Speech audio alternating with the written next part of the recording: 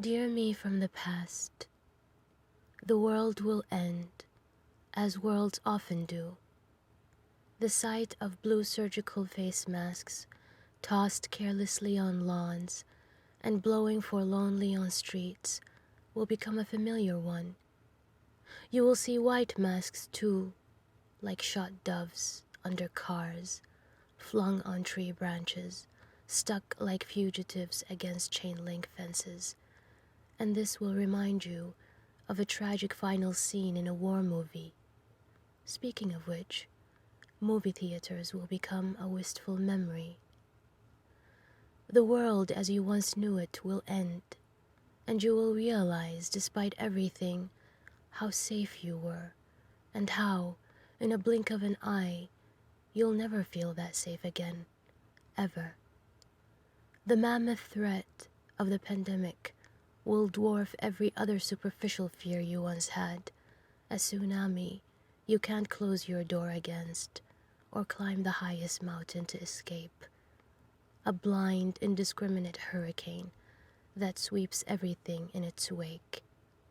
In this world, a staggering number of deaths will be reported mundanely every morning, and you will casually turn your eyes away from the news, numb.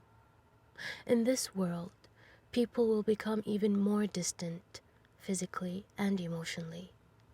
They will avoid each other like the plague, pun intended, eyeing each other with suspicion and hostility.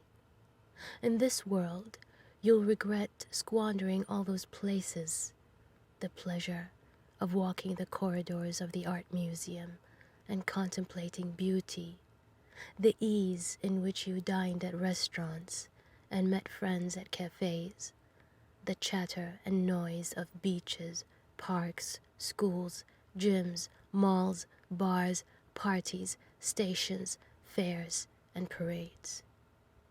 Once you settle in this new foreign world, once it becomes normal, as strange new worlds often do, you will remember a time before, and you will add it to the list of befores you've collected.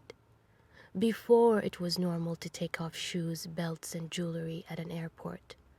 Before it was normal to see terrorists behead innocent people. Before it was normal to see a great whale washed ashore with tons of human garbage exploding from its gut. Before you saw a white cop kneel on the neck of a black man so many times, it stops making you flinch.